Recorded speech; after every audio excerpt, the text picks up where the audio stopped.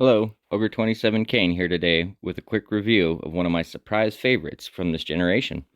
King's Bounty 2 is not what I expected, nor was it something I even knew I wanted, but there it was, sitting on a shelf at GameStop, on sale for 20 bucks.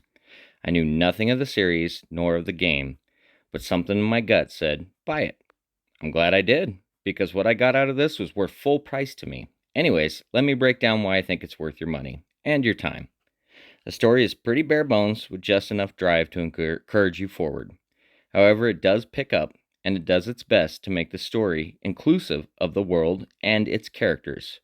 Whether you pick the warrior, the mage, or the paladin, your quest will be pretty similar. The old trope of the story starting out small and growing in scope is present, but thankfully the combat makes this all kind of irrelevant. Speaking of combat, let's get into that next. This is by far the best part of the game, and to me, what makes it so special. It's basically a hex based turn system that's very heavily based on European mythological creatures and lore, but the design is pretty medieval, and the characters do a good job of staying reasonable to the fantasies in which they derive. The feeling of going from a group of lowly wolf packs to having an army of overpowered trolls makes all the in between a journey worth traveling. Combat is not only deep, but engaging, and the depth goes past the ending. Next up, I want to talk about the controls. Pretty standard fare here. You can select units to move, engage in combat, or select abilities. All of these actions are pretty intuitive and easy to use.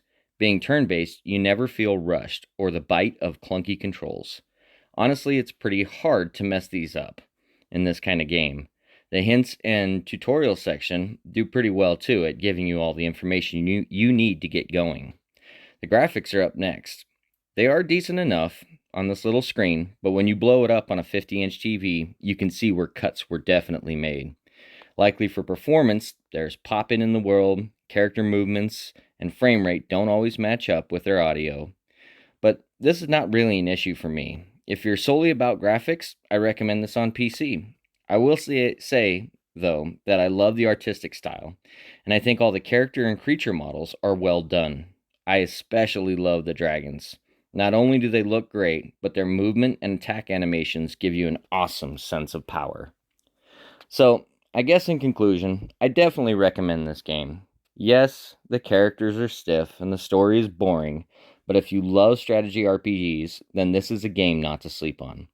I have a feeling that in a few years, this game cartridge will be hard to find and pretty expensive. From talking to one of my local game stores, I'm the only one who bought it, and no one else is reordering. This is truly a shame, and I'd love to see support for this developer. Anyways, I hope you enjoyed this review, and if you see this in the bargain bin, do not pass it by. Thanks everyone for watching my videos. Please like and subscribe. Have a great day.